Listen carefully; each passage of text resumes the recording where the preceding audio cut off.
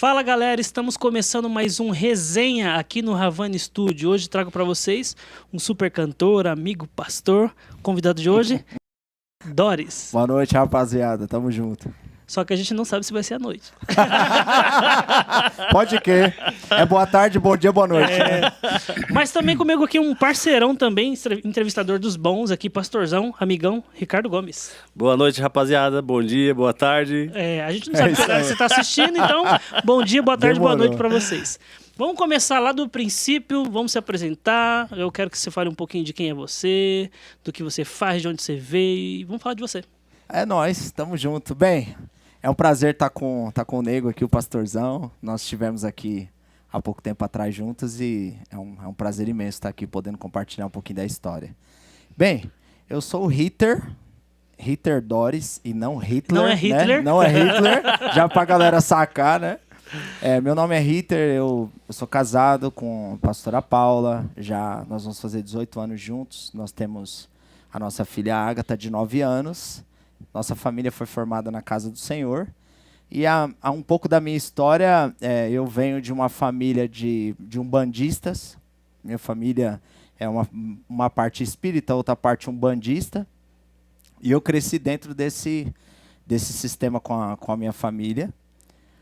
E a família sempre foi envolvida com muita música, né? Sempre teve muita música. Meu pai, ele escutava muita música de qualidade, né? Em casa, meu pai já fazem alguns anos que ele faleceu e ele deixou as suas coletâneas lá com a gente, Olha que né? chique. E nós temos lá Manhattans, Betty White. Então ainda tem os discão ainda. Tem. Então meu pai, ele sempre escutou muito, né? Ao som de Valente, samba rock.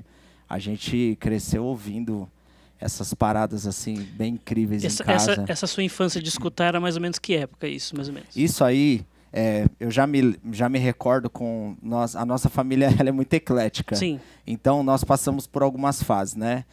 Meu pai, ele escutava de tudo. Mas eu me recordo com uns 6, 7 anos de idade, já vinha aquele sertanejo de raiz. Legal. Que a gente escutava em casa. Meu pai escutava muita música sertaneja de raiz, Tunique Tinoco, Chitão, muitas outras coisas a gente ouvia. E aí do sertanejo, meu pai ele sempre gostou de muita música, então ele foi investido nesses discos, né? A gente tem os vinilzinhos ainda pequenininho em casa, que é ouro. Saudade do vinil, hein? É ouro, é ouro aquilo. Não vou revelar a idade não tô tão velho assim não, hein? Mas eu cresci ouvindo isso. E meu pai, ele tinha, né, as vitrolas, né? A gente tinha vitrola, né? Já era uma vitrola mais moderna. Que a vitrola que a gente tem em casa hoje é da Gradiente, né? Era o som junto com a vitrola por cima. E aí a gente cresceu escutando essas paradas. Então meu pai ele dava muita festa em casa final de semana, né? Então já tinha música lá no ambiente, tinha muita música ali. Muito. Então eu sou daquele tempo, né? Que era o Beto Barbosa, era aquela lambada Então, braba dentro de casa. Era lambada e samba rock, né? Ai, que legal. Era lambada e samba rock e a gente cresceu dentro desse ambiente. Então a família sempre é muito música. Até o dia de hoje. Quando a família se reúne, tem que ter aquela resenha de música, tem que ter música boa. A família sempre ouviu muita música de qualidade, até os dias de hoje, né? Eu cheguei até a compartilhar uma vez com o Nego, que ele foi em casa, pra ele dar uma olhadinha no acervo do papai. Encontrei coisa ali. Contemplou o acervo lá? Rapaz, tinha coisa boa ali que... Gente, tem Beatles, Michael Jackson. Só raridade. Tem tudo que você possa imaginar. É por isso que eu falo, ó, quem você vê hoje em dia, assim, é difícil ter uma pessoa que tem um disco do Michael Jackson. Ele tem, gente. É verdade, eu tenho, desculpa aí, gente. Vinilzão ainda. Vinilzão. Então a nossa... Mas nem sempre foi assim, né? A nossa família já foi uma família muito pobre. A gente passou muita dificuldade, passamos muita fome. Eu me recordo da gente vindo... A gente morava em Tapsirica da Serra, bem próximo da rodovia, da Regis lá. E a gente morava no meio do mato mesmo. Então era uma casinha muito humilde, com chãozinho de terra. Eu me lembro que a gente tomava banho dentro daqueles baldes que era feita uma fogueirinha. Nossa. E aí os latãozão esquentava a água e a gente tomava banho dentro da bacia. Eu me recordo desse período, né? Para buscar pão, tomar café, essas coisas, a gente tinha que andar bastante pela rodovia para ir até a próxima fazendinha e tentar comprar um pãozinho, algo parecido. Então a gente passou muita necessidade. De Itapecerica da Serra a gente veio para Osasco. Em Osasco eu morei na favela dos Remédios na época, que agora tá muito bonito lá. Sim, Agora já mudou totalmente, né? agora é outra nível, parada lá. Outro clima, outro clima. Outra pegada. Então eu me lembro, deu pivetinho, tomando uns pau da molecada da rua lá. Jogando bola, jogava bola também? Jogava bola também, é um tempo muito gostoso. Lá tem o Campo do Espada lá perto, né, que a gente conhece bastante, a gente brincou muito lá. Então eu fui crescendo ali, depois de um tempo meu pai arrumou um bom emprego, foi mudando um pouquinho a vida e a gente veio para Jandira. E aí foi começando, né? A gente aqui em Jandira ainda a gente morou ainda numa casa de estrutura de barraco ainda, que eu me recordo. Você lembra com quantos anos chegou em Jandira? Aqui em Jandira, eu acredito que eu já tinha uns 6, 7 anos já. Rapaz. 8 anos, por aí. Acredito que foi nessa época. Porque eu lembro que tinha uma moça que cuidava da gente em casa. A gente era bem pequenininho. Eu tenho fotos pequenas mexendo com construção em casa com meu pai. Rapaz. Eu vim menor. Eu acredito que eu vim ainda um pouquinho menor. Então, a gente foi meio que andarilho, né? Passou Sim. um pouquinho por cada canto. E até a gente parar aqui. Eu hoje até morador de Jandira... Até Jesus voltar, né? Até que ele queira nos arrancar de lá. Mas a nossa história é bem bacana. Meu pai, ele não cantava, não tocava no instrumento, mas ele escutava música boa. Ele sempre curtiu muita música boa. Então, provavelmente, isso já te influenciou para o meio da musical ali. Sim, meu primeiro instrumento que eu ganhei foi um cavaco. Aí eu não consegui desenrolar muito naquela época, era moleque preguiçoso, não gostava muito. Mas aí eu ganhei um violão. Do violão eu comecei a estudar, eu tenho até uma fotinha bem pequena tocando violão em casa no quintal. E eu lembro que meu tio me ensinou os primeiros acordes que ele tocava sertanejo. E aí ele falava, o dedo 1, tal, na casa 1 lá, né? Quando tinha os primeiros acordes. Quando tinha as revistinhas, né? Aquelas revistinhas Som Brasil. Da banca de jornal, comprava na banca. Eu pegava essas revistinhas e eu olhava os tracinhos, o tracinho é pestana. Ele ensinava daquele jeitinho dele. E aí eu fui muito interessado na época e comecei a pegar um pouquinho. Aí foi destrinchando. Comecei cantando sertanejo, depois eu me envolvi com o samba. E aí foi quando o ambiente da nossa casa já não era tão agradável, que meu pai começou a beber. E das bebidas ele se tornou muito agressivo. Então, a gente sofreu, eu, meu irmão, a minha irmã. A minha irmã não chegou a pegar essa fase tão ruim assim do meu pai, porque meu pai gostava muito de deixar ela separada disso. Mas eu e meu irmão, nós apanhamos muito. Apanhamos muito, muito, muito mesmo. Era muita agressão. Que meu pai, ele só passou o que ele tinha pra gente. Então, no conceito dele, para ele cuidar de um homem, quando ele tivesse que repreender um homem tinha que apanhar como um homem. Então, mas essa fase não era sua fase de adulto ainda, ou era adolescente? Era desde pequeno. Desde pequeno ele já agredia muito a gente. Meu pai, ele batia a gente de porrada. Meu pai era bem grandão, meu pai tinha quase 1,90 m, ele era bem forte. E eu me recordo até os dias de hoje que as pancadarias mesmo eram de porrada. Eu não me lembro do meu pai ter pegado um chinelo, uma cinta. Não. Nada docinho, nada né? disso, nada docinho. É tudo na mão pesada. Tudo na mão pesada, né? Eu falo que a educação de hoje em dia mudou bastante, né? Eu acredito que a gente tem que chegar nesse extremo, mas eu não me recordo de ter tomado uma chinelada do meu pai, assim. Era banha de facão, era esses fios de freio de bicicleta, aqueles cabos de freio, cabo de aço.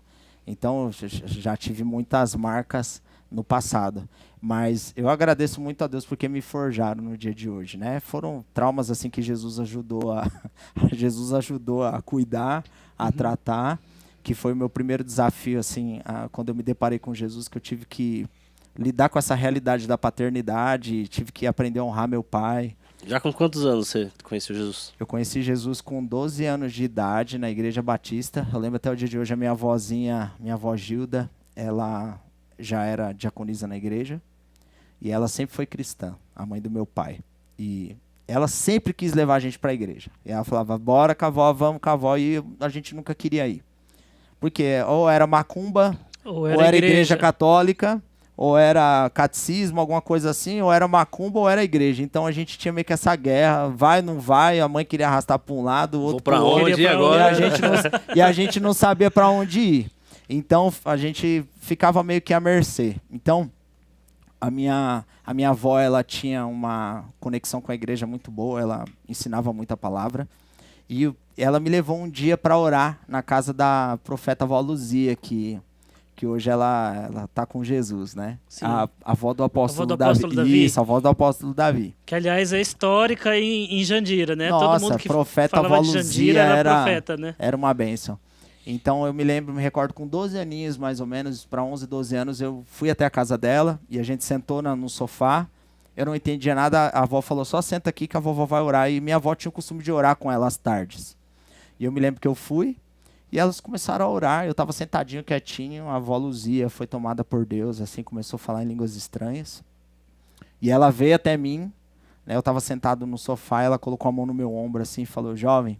E ela começou a entregar uma palavra profética para mim, que um dia Deus ia me levantar como um profeta na minha casa, como um pastor na minha família, que eu teria uma descendência próspera, abençoada, e que eu serviria a Deus de uma maneira muito diferente. Olha. E que Deus iria me usar para destruir os altares da nossa família. Na hora ali, você entendeu alguma coisa? Entendi, foi nada. Olhar e falar num rabacá, subia lá que eu fiquei com o zoião regalado assim, não sacava nada, não entendia nada. Eu meio que via já umas manifestações do terreiro lá, então, tipo, pra mim tava até de boa, né, mano? Mas, tipo assim, eu não conseguia discernir quem é que tava falando. Poxa, será que é Deus? Falando no terreiro era um pouco mais tenebroso, então o negócio tranquilo. era mais tenebroso e tal, e o negócio... Mas foi mal barato, foi uma experiência bem bacana. Eu lembro que era um culto de Santa Ceia, pastor Pedro, não sei se o pastor Pedro tá vivo ainda, mas eu faço referência desse nome, pastor Pedro da Igreja Batista Renovo dos Remidos, que era no Jardim Alvorada. Na época era ele que pastoreava. Tava no culto de Santa Ceia, foi a primeira vez que eu escutei os louvores assim. O seu primeiro contato com a igreja, de estar num culto? Eu só me recordo de ter escutado um louvor, mas era um louvor muito... Dava medo, assim, de escutar, né? Minha avó tinha um disco, eu não sei nem de quem que é, que eu preciso até fazer uma visita para ela para descobrir quem eram esses cantores, né? Mas eu lembro de um cantor que eu gostava muito de ouvir as canções, que era o Adilson Lopes, na época. E eu escutava um louvor lá no disco dela, que eu só chegava na parte que ficava assim, ovelhinha, cuidado para o lobo não pegar. Eu tinha um medo danado, mano. Eu falava, vó, mas que louvor é esse, né? Ela falava, o lobo tá aí, né? Você tem que servir a Deus. E eu me recordo que eu fui para um culto de Santa Ceia, e quando eu cheguei na igreja, eu já dei de impacto com aquela equipe blaster que tinha de louvor na época lá, que eu me recordo.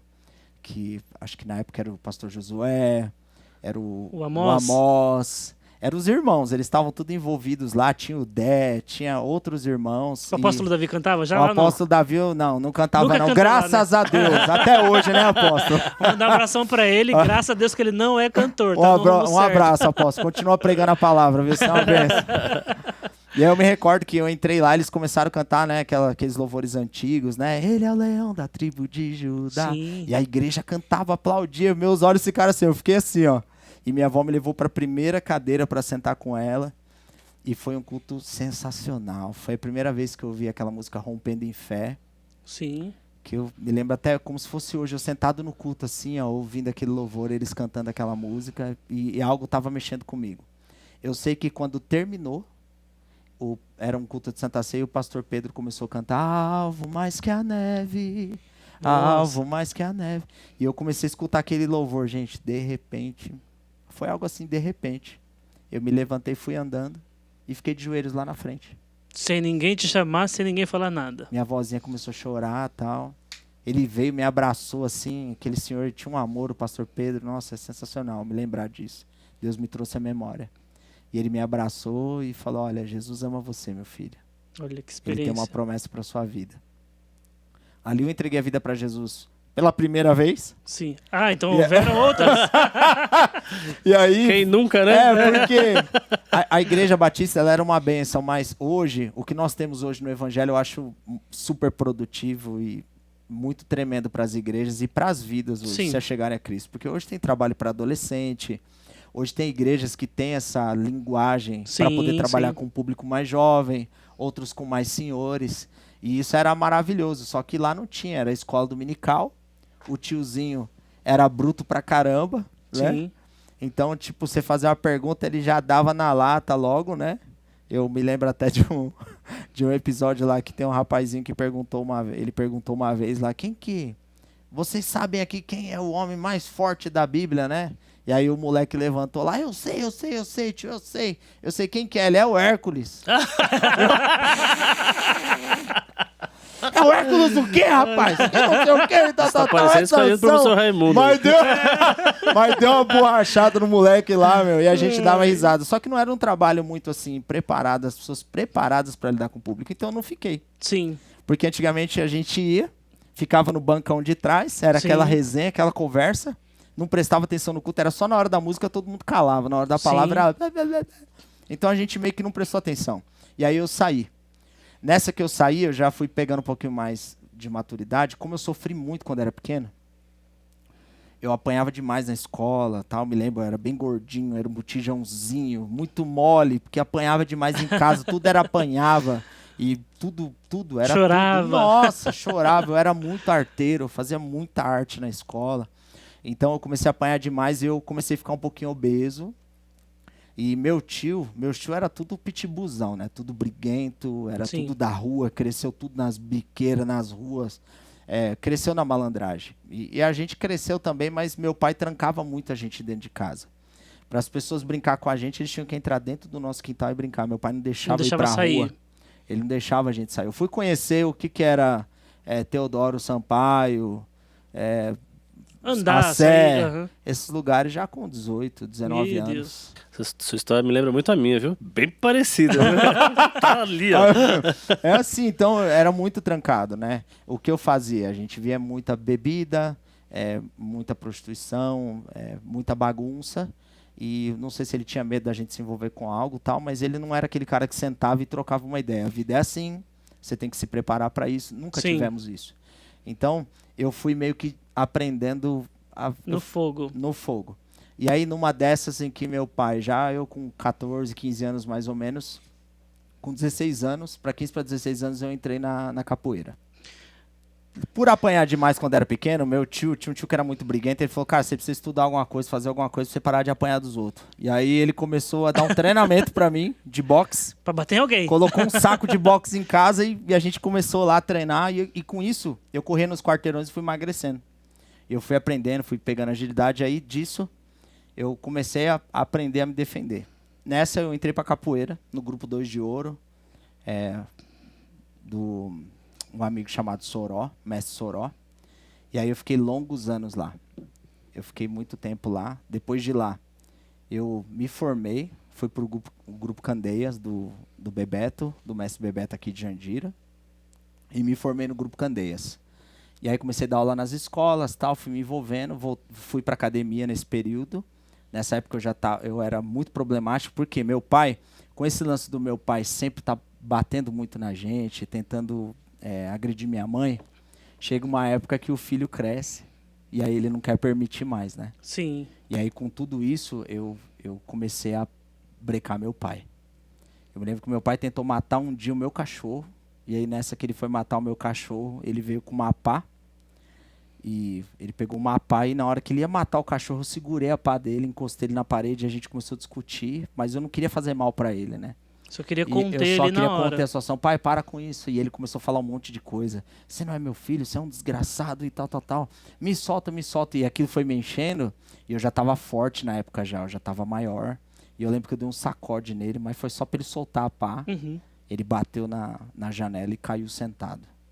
Nessa ele percebeu que eu já não era mais um garoto. Cresceu, o menino cresceu. E aí ele se assustou de imediato. E depois disso, houveram muitas situações que me fizeram ainda ser mais agressivo. Eu fiquei muito agressivo, eu era muito intolerante, eu arrumava muita briga. Essas festas que tinha de carnaval, a gente ia para a roda de capoeira, era muita confusão que dava, era muita situação. Então, eu me formei na capoeira, depois eu fiz 1 ano de jiu-jitsu e fiz mais 1 ano de vale tudo. Rapaz. E aí eu já estava muito nervoso. E aí foi quando começou a aparecer Jesus na minha caminhada. Meu pai, a gente já não se falava mais, ele chegou a abandonar a gente. Meu pai, ele arrumou uma empresa, e nessa empresa que ele arrumou, ele acabou se envolvendo em algumas coisas erradas, e sem a gente perceber, ele vendeu tudo nas nossas costas. E a gente só ficou com a casa porque estava no nome da mãe, e foi embora. Levou dinheiro, levou carro, levou tudo. O que tinha, ele pegou. Levou tudo. Minha mãe, mulher da roça, casou muito nova com meu pai. Não era nem de maior ainda quando ela casou com meu pai, quando ela engravidou. E minha mãe sempre foi uma mulher muito sossegada. Então, quando ela veio para cá, ela não tinha terminado todos os estudos. Então, a gente não tinha trabalho. Ela teve que começar a cuidar de crianças. E a gente pequeno só tinha uma casa. Eu me lembro que, por quanto tempo, a nossa comida foi só o fubazinho. Era só o fubá com sal e, às vezes, uns ovos que a minha avó trazia. A gente quebrava no fubazinho bem quente, né? Fazia aquela melequinha gostosa e pumba pra dentro. E chuchu, né? Chuchu de manhã, chuchu de noite, Eita, chuchu... especialista em chuchu. Chuchu à milanesa, chuchu frio, chuchu quente. Então, a gente sobreviveu durante muito tempo. Eu me lembro de pegar carrinhos com a minha avó e ir pro Ceasa, que era onde a gente fazia aquela cara do urso do pica-pau, né? Abaixava, né? A carinha dele botava a pança pra cima e ficava lá, né? Me dá uma comida e tal, pra pegar alguma coisa. Era o que a gente tinha pra comer, cara. Roupas, minha avó ia pra muito bazar, até o dia de hoje ela mexe com bazar. Ela arrumava roupinha dali, costurava na casa dela e tó. Isso aqui é pra um, isso aqui é pro outro. Eu me recordo de ir de manhã com o Conga, né? O Conga e o Kshut. Eram os dois caras que a gente usava da época.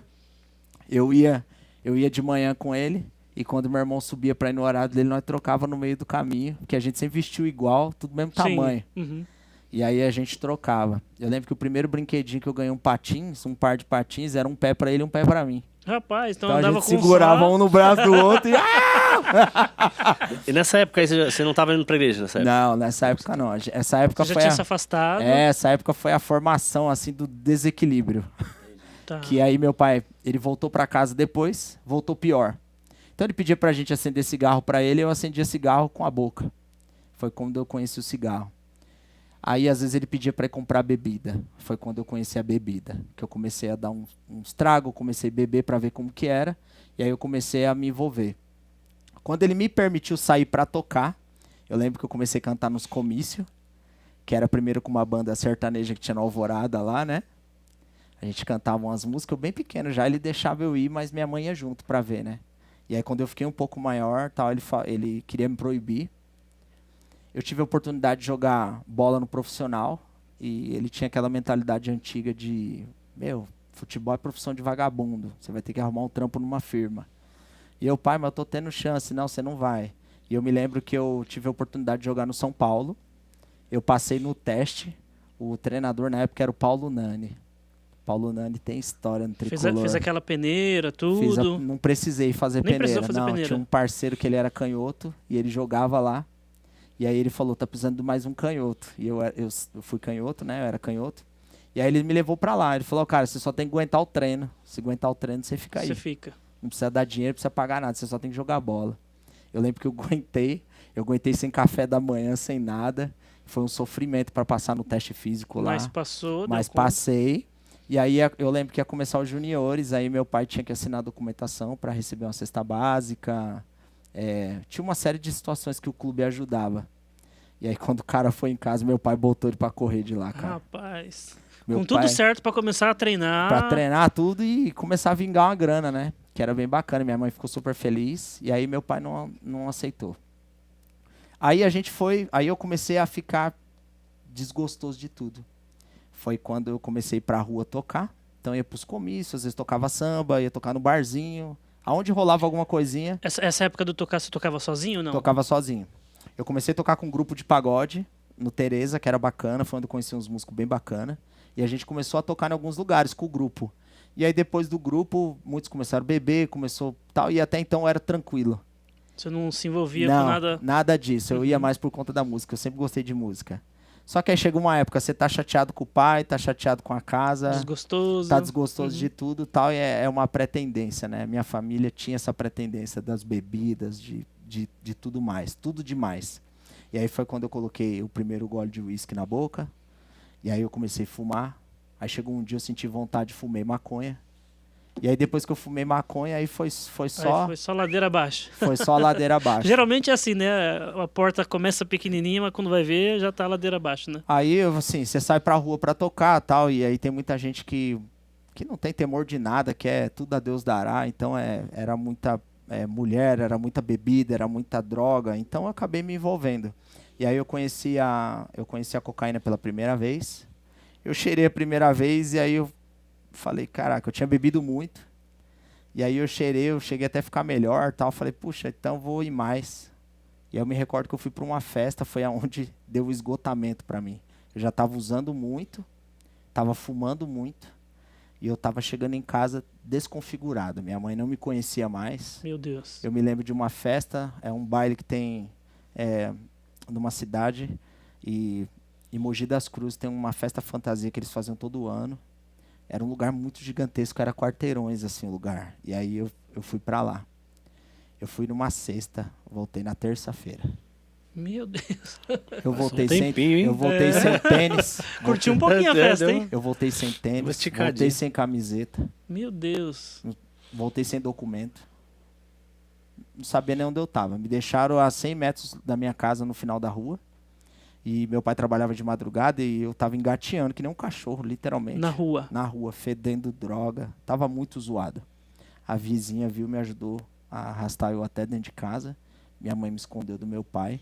Eu lembro que eu dormi 2 dias. Só acordava para vomitar e dormia de novo. Minha mãe me deu banho nesse dia.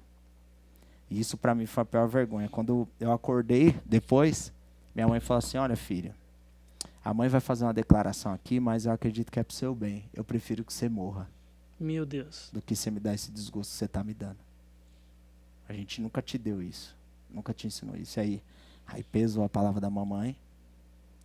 Depois daquele dia, eu me meti numa confusão muito feia no bairro onde eu morava, por conta de um primo. E veio uns caras para pegar a gente, porque ele tinha pegado uma menina que era do cara e tal. E eu tava no meio no dia. Ah, não fui E eu, aí? mas estava lá. E aí eu tive que brigar, porque tinha bastante gente e tal, e eu tive que brigar para me defender, eu machuquei um cara. Eu andava com os anéis na mão assim e tal. E se eu precisasse brigar, eu batia com os anéis, né? E aí eu lembro que eu acertei uma no olho dele, assim, Meu no Deus. meio da testa aqui, assim, entre o olho e aqui. Eu abri a testa dele perto do olho aqui. E do jeito que ele bateu, ele ficou. Ele caiu e ficou. Aí todo mundo se assustou e saiu correndo e deixou ele. Eu corri também. Eles me caçaram a noite inteira. Não sabia se No estava bairro onde eu vivo. morava. A gente não sabia. Depois passaram-se alguns dias. Começaram a me procurar para me matar. E aí eu fui avisado pelo pessoal das biqueiras, tal, que eles iam me matar. Porque eu tinha furado o olho dele e tinha perdido a visão. E aí começou aquele rolo tal. E no meio de uma confusão dessa, minha mãe falou, meu filho, você tem que dar um jeito de sair daqui. Aí eu fui para Barueri. Fiquei perto da casa do Naldo. Sim. Do Naldão. E aí arrumei uma namorada e fiquei por lá. Eu cantava em Barueri nas choperias, às vezes escondido. E de lá eu ia para lá, para casa dela, ficar com ela. E aí ela me escondeu lá durante 3 meses. No 3º mês, Deus enviou uma profetisa lá. Passou pelos portões, que a gente não sabe como, que é tudo fechado lá. Ela subiu a escadaria, bateu na porta. Falou, quero falar com o rapaz que está sentado nesse cômodo. Eu estava sentado dentro do quarto. O que você pensou na hora? Falou, ela Eu veio me achei matar. estranho, porque eu pensei que era a mãe dela, da moça, chamando que a mãe morava em cima. E ela chamou, tem alguém em casa? Eu me lembro de uma voz bem serena, né? E aí a Sandra saiu, e ela falou, poxa, o que a senhora está fazendo aqui? Quem é a senhora, né? Aí eu achei estranho. Ela falou, quero falar com o rapaz que está sentado aí no quarto. Eu vou chamar você pelo seu nome, viu? Vem aqui pra fora, Ritter. Meu Aí Deus. não, aí tem que ser só Deus mesmo. É só Deus pra acertar esse nome. Cara, Não pode ser engano, não tem mano, como. sem brincadeira, cara. Foi a experiência, foi uma das experiências assim mais incríveis que eu tive com God, mano. Porque, cara, na hora, eu comecei a me tremer na cama. Eu tava sumido e tal, eu era bem marrento, eu tava mais forte na época, eu tava acho que com 97 quilos, massa muscular, que eu treinava bastante. Tava bem estúpido, eu tava sem camiseta, de bermuda bem curta, eu saí lá fora desse jeito, descalço. Na hora que eu olhei pra ela, cara, eu não consegui nem ver o rosto daquela mulher, mano. Eu sei que ela era uma senhorinha já bem velhinha. E eu falei, o que a senhora quer comigo, né? Eu tava muito duro de coração, né? E ela, eu vim aqui por conta de você. Deus quer você. E Deus não me quer nada, Deus não olha pra mim, não olha pra minha casa, pra ninguém. Comecei a questionar ela. E eu falei, se Deus te mandou aqui, então ele sabe da minha vida, né? Ela falou, ele sabe, ele me contou tudinho. Quer que eu te conto? Aí eu conta. Desafiando. Aí eu comecei a desafiar. E nessa que eu comecei a desafiar, ela ela estava cheia do Espírito Santo a tal nível, pastor, que, nossa, eu desejo muito que isso aconteça nos dias de hoje, muito mais, sabe? Em todo o tempo, para que as pessoas reconheçam que Deus é poderoso. Eu questionei ela falou, vou começar pela sua família. O nome da sua mãe é Nivalda Félix Pereira de Oliveira. Seu pai, Gilmar Dores de Oliveira. Eu já comecei a me estremecer. Alguém contou minha vida para essa mulher. Alguém falou para ela. Você quer que eu te fale onde você arrumou a confusão? Você arrumou a confusão na frente da escola, saindo 9h30 da noite do colégio. Mano, era o horário que eu tinha saído, cara. E qual que é o nome da minha escola? Ela, Maria Cristina Lopes. Então você foi Questionando. questionando, e ela foi E ela respondendo foi tudo. respondendo. Maria Cristina Lopes. Maria Cristina Lopes era o nome da escola. Não é isso, jovem? Parece que tá com ponto no ouvido, né? Não, sim, é. Eu tava falando. ligada. Como é que é mesmo essa informação? E eu comecei a passar mal, porque, tipo, eu nunca tinha visto aquilo. Eu já vi algumas revelações lá na Macumba, lá, né? Umas revelações furadas lá e tal. E eu falava, cara, igual aquilo ali eu nunca tinha visto, porque literalmente era Deus através da vida daquela E senhora. era tudo certeiro E que era ela falava. certeiro, horário. Você se escondeu, correu pelo córrego atrás da sua casa, pulou o seu muro, se escondeu dentro da sua casa. Foi a única vez que o seu pai te protegeu. E foi porque Rapaz. meu pai... O que você fez? Falei, pai, eles tentaram brigar por conta do primo. E aí, tipo, eu tava no meio, eu tive que me defender. O senhor falou pra mim um dia. Se um dia brigar na rua e chegar apanhado, Vai toma apanhar de outro novo. pau. Meu pai sempre falava isso. Porque antigamente era assim, né? Era, Apanhando na arrumou rua, treta apanha de na novo. rua, assume seus BO e tal. E aí eu lembro que eu cheguei em casa e eu falei, pai, aconteceu isso, tal. Ele, calma. Apaga as luzes, fecha o portão, entra pra dentro. Me escondeu, pulei por trás de casa com meu primo e ela contou todos os detalhes, mano. Meu E aí Deus. veio um decretão que eu achei top, que ela falou assim, olha, escuta, vou ser bem direta contigo. Jesus ama você, mas você tem que sair dessa vida. E ele te dá um decreto de 1 semana de vida. Se 1 semana de vida você não se converter, entregar sua vida para Jesus e ir para uma igreja cristã e servir a Deus, você vai morrer e vai para o inferno. Acabou pra você em 1 semana. 1 semana. Gente, foi a pior semana da minha vida, porque quando você recebe um decreto de morte, aí você começa a pensar em muitas coisas da sua vida, né? Sim. Eu tava todo arrebentado. Então eu comecei a pensar, poxa, vi uma moto, se escondia andando na rua. Passava alguém te olhando estranho, eu já saía correndo para me esconder, porque eu não queria morrer. Então, em 1 semana contado, ela foi no final de semana, num sábado, passou o domingo, segundo, o restante da semana. Na sexta-feira, de quinta para sexta, eu recebi um convite para ir para o acampamento da igreja, que é a igreja que você está hoje, né? A igreja evangélica. Igreja evangélica. De Jandira, do apóstolo Davi. E eu não queria ir porque eu não conhecia aqueles conceitos, não conheço ninguém, não quero ir e tal. Não e aí vou. o parceiro meu que estava desviado, ele não estava indo mais para a igreja, ele foi um instrumento de Deus. Eu paguei seu acampamento e você vai. Aonde você tá? Eu falei, tô em tal lugar. Ele falou, então bora resolver isso aí.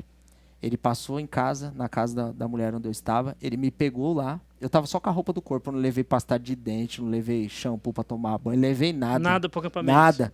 Ele falou, você vai agora. Não, mas eu tô sem roupa, eu tenho que pegar lá na minha mãe. Tá falando, não, você não vai pra mãe em lugar nenhum, você só vai entrar no busão. E ele pegou eu pelo pescoço, botou dentro do busão e eu fui pro acampamento. Eu cheguei, eu tava um pouco da sexta pro sábado, eu tava um pouco chapado, que eu tinha bebido um pouco, tal, que eu tava com medo de morrer. E eu me recordo que foi algo que eu nunca tinha vivido nem no mundo. Né? Eu dormi, jantamos, tal, eu com aquele amarradão, não falando com ninguém. Descobri que tinha algumas pessoas que me conheciam lá para minha alegria, né? Eu fiquei um pouco mais à vontade, mas eu dormi, um pouco chateado de estar lá. E eu dormi tão pesado por eu estar um pouco chapado, que eles acabaram comigo no acampamento, mano. Os caras lá eram pior do que os caras lá fora. Zoaram. Passa batom. Nossa, os Pasta irmãozinhos. de dente. Pasta de dente. Batom 24 horas, porque naquele tempo lá, né, foi em 2000, batom 24 horas. Não sai. E sem te conhecer, né? Imagina se Sem me conhecesse. conhecer. Escreveram aqui Jesus, meu. Fizeram um coraçãozão na bochecha. Eu me lembro, gente, não faça isso, hein, jovem, nos seus acampamentos, pelo amor de Deus. Enfiaram pasta de dente aqui, ó, nas minhas pupilas aqui em cima, aqui, porque eu tava com o olho assim, aberto, né, fechado, e aí encheram minhas axilas Olha. de pasta de dente, mas colocaram mesmo, Você não gente. tava vontade. dormindo, não, você tava morto. Eu tava morto, literalmente. Você não viu nada disso. E aí foi mó incrível que eu dormi. E aí, de repente, no sabadão, eu acordo, escutando o barulho do violão. Violãozinho lá longe, assim, ó. Eu tentando abrir o olho com aquelas coisas, tudo que me zoaram inteiro, né? Meu Deus, a programação do culto, mano, que vergonha, o que eu vou fazer? Mas quando eu vi que eu tava todo zoado, eu amei aquilo. Eu falei, nossa, a galera aqui é diferente, mano. Eu falei, a galera aqui é diferente Que e tal, legal, mano. me zoaram. Eu falei, né? nossa, eu achei incrível aquilo. Aí fui pro banheiro, dei um talento, coloquei uma touca e fui pro culto. Eu cheguei na hora do amém. Gente, foi incrível. Deus preparou na hora da bênção apostólica para todo mundo ir bagunçar no acampamento. Foi quando eu recebi, mano. Eu escutei uma canção que era do Davi Silva. Canta um pedacinho, você lembra? Eu lembro um pedacinho aqui, ó. Ouvi a voz do meu amado. Deixa eu arrumar aqui. Ele me leva ao seu jardim. Ouço tua voz me chamando. Sua mão está sobre mim. Mano, eu só escutei isso. Foi só isso. Eu ouço a voz do meu amado, ele me leva ao seu jardim. Bastou pra me arrebentar. Eu entrei no primeiro grupo que tava todo mundo abraçadão orando, a galera, todo mundo chorando, eu não entendendo. Mas eu fiquei ali abraçado com todos também, bem na porta de entrada. E eu olhava pra todo mundo pra ver se alguém tava olhando pra mim, pra ver se alguém ia fazer algo e tal. Mas de repente eu senti como se fosse uma punhada no peito. Começou a me dar uma vontade de chorar. Mas era um choro, eu conto no meu testemunho que era como o choro de José. Aquele choro de 20 anos, sabe? Que nunca chorava, tomando porrada Guardado, do pai. né? E Durão. sempre tomando porrada na vida, nunca ligou pra nada, sempre enfrentando problema de testa e muito traumatizado. E quando eu escutava, vem, vem, vem dançar comigo, Jesus, leva-me aos teus braços de amor. Aquilo foi quebrando. Chegou a um ponto que eu não me aguentei. Eu comecei a chorar. E chorar descontroladamente. Não conseguia me conter. O apóstolo Davi só colocou a mão no meu ombro assim. Bastou para eu me ajoelhar no chão. E eu deitei por cima das minhas lágrimas. Eu me recordo que a minha camiseta molhou inteira. Nossa. Eu chorava descontroladamente. Mas eu gritava de choro. Eu gritava. Era como se eu estivesse urrando, sabe? E as pessoas em volta todos se ajoelharam. Colocaram as mãos sobre mim, começaram a orar por mim. E ali foi a maior experiência de amor que eu tive com Cristo. Ali eu falei, Senhor, eu estou voltando para a tua casa. Quietinho ali. Eu me lembrei de quando eu tinha 12 anos, que eu estava de joelhos, entregando a vida para Jesus dentro da Igreja Batista. Lá na primeira igreja, lá atrás. E aí eu falei, não posso mais voltar atrás agora. Eu fui decidido. Eu tinha um decreto de uma profetisa e que eu estava crendo naquilo. Eu tenho que mudar minha vida. Deus quer mudar. Se ele mandou alguém até aqui porque ele me ama. E o meu questionamento era esse. Deus não me ama. Se ele me amasse, ele não tinha deixado eu passar tudo que eu passei. E tudo isso foi para me fortalecer na minha chamada. E aí eu entendi que Deus tinha um propósito para mim. No sábado de manhã, eu me reconciliei com Cristo. Ali eu entreguei minha vida para Jesus. No sábado mesmo, uma profetisa levantou-se lá no final do culto e disse que haveriam 3 pessoas que iam descer as águas. Eu já apontei e falei, uma sou eu. E no meu coração, eu quietinho, vou procurar alguém para falar que eu quero me batizar, né? E aí eu falei, vou fazer prova, né? Que eu ainda estava meio incrédulo. Aí eu pensei assim, eu falei, é 3? Se passar de 3, não é de Deus. E aí eu fiquei lá esperando. Você tava querendo determinar. Foi uma. Daqui a pouco foi 2 e nada da terceira. E eu olhava para um lado e ninguém falava nada. Cadê a terceira? Cadê? Aí eu fui meio que forçado mesmo. Eu levantei o braço. Aí todo mundo achou estranho, porque o pessoal me conhecia da ruindade, né? Que era duro. Muito duro, muito ruim, muito rude e tal. E aí o pessoal, meu Deus. A primeira, procurei a apóstola Beatriz na época. Falei, apóstola, conta pra mim o que é o batismo. Ela, meu filho, por que você quer saber? Falei, porque eu quero descer as águas. Eu já dei meu nome lá. Aí ela, alguém tá te forçando? Alguém tá te induzindo? Eles perguntaram isso pra mim, eu perdi a conta de quantas vezes eles perguntavam. Todos que me conheciam do passado lá, mano, quem tá forçando a barra tal? Ninguém acreditou que você tava espontâneo. Ninguém acreditou que Deus estava fazendo uma obra. Mano, você não precisa ser obrigado. Eu falei, não, é o que eu desejo. Eu entreguei minha vida no sábado e no domingo eu desci as águas. Meu Deus. E fazem 23 anos que eu tô apaixonado por esse Deus. Aleluia. Hoje, quem é o pastor Ritter hoje? Hoje o pastor Depois Ritter... dessa experiência de pancada da vida inteira. Hoje o pastor Ritter, mano, ele prega na rua, o pastor Ritter é do reino. Para mim, hoje está muito mais claro isso na minha chamada, né? Eu não tenho limites com 4 paredes hoje de igreja, né? Eu servi por 23 anos, né, na IEJ e foi a minha escola de aprendizado, né?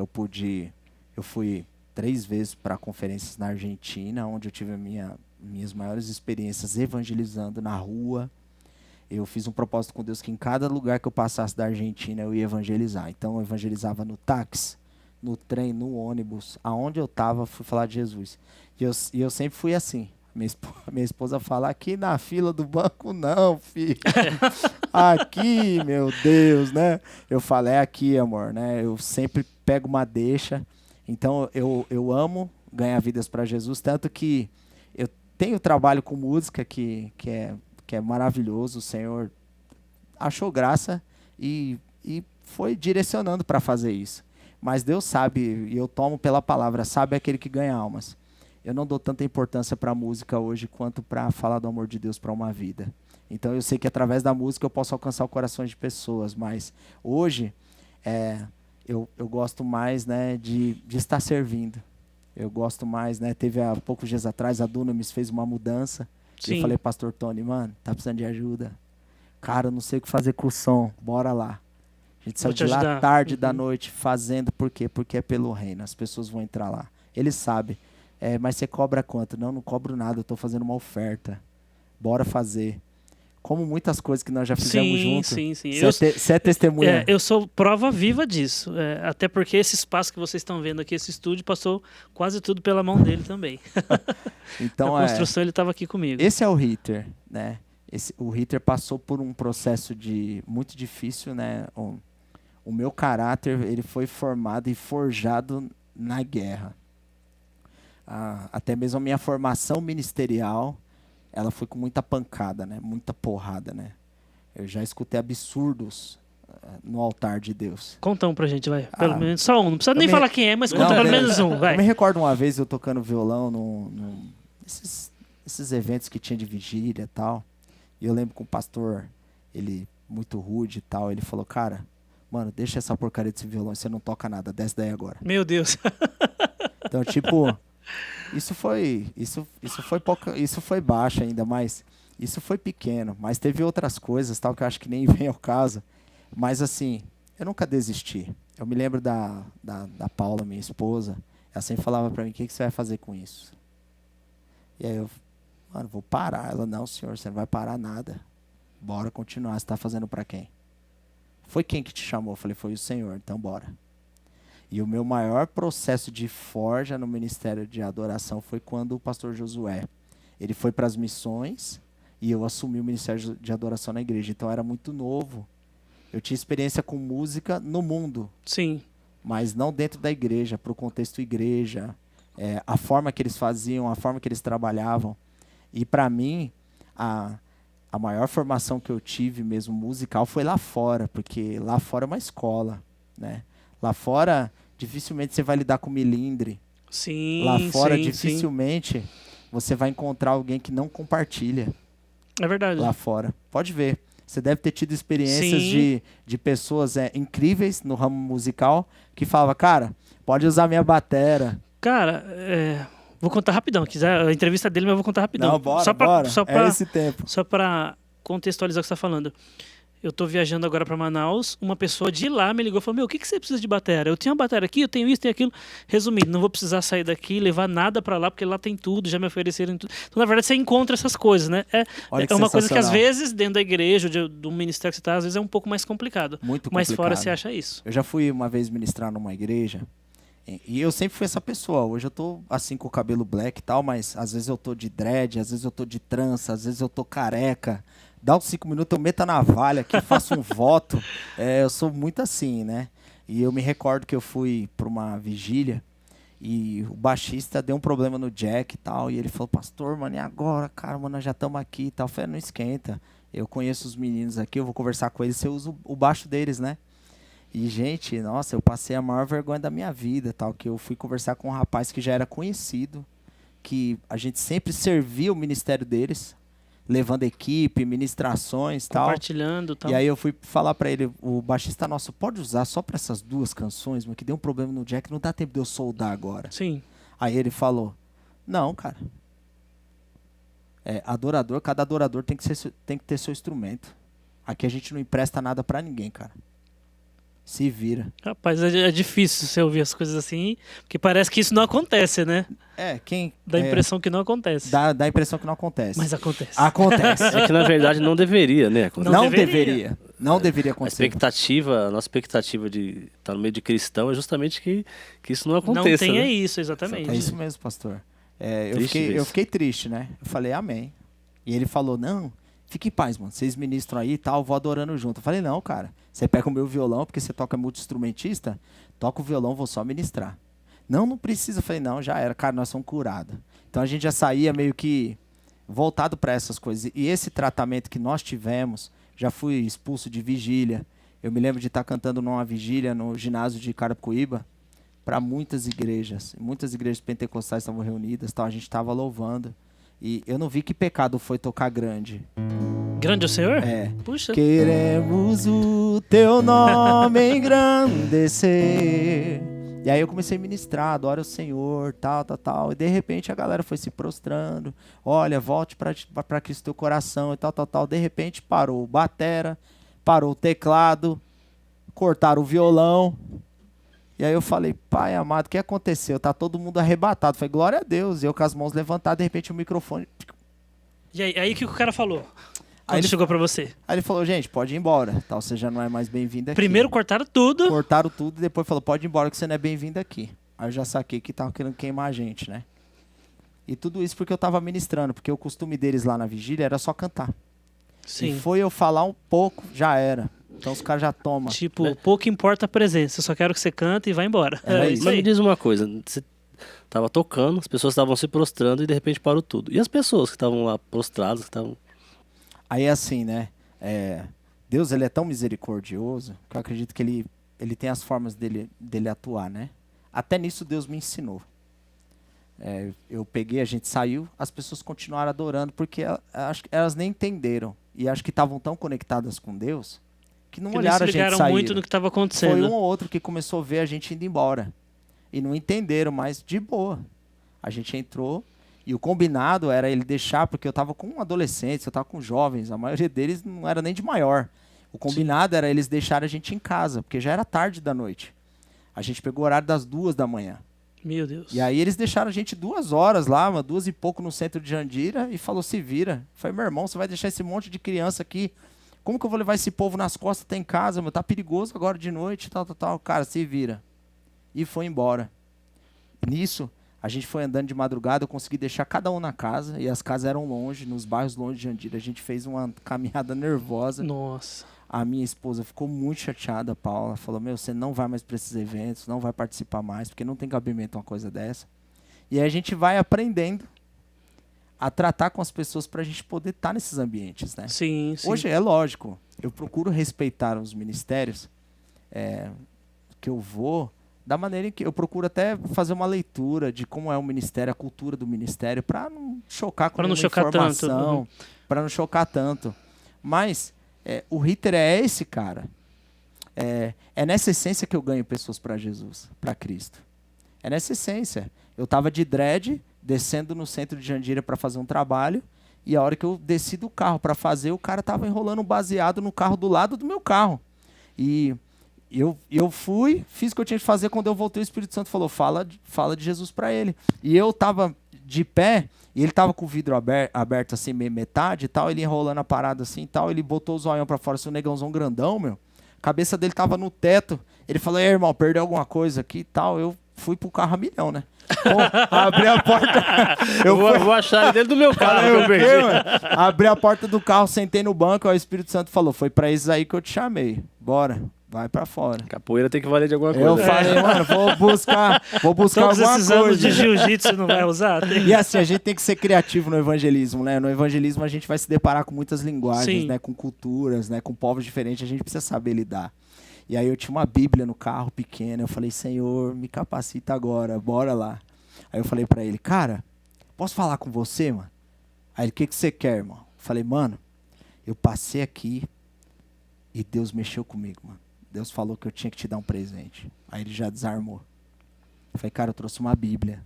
Não sei se você gosta, se já leu alguma vez na sua vida, mas, cara, isso aqui pode salvar a sua vida, mano. Aí já era.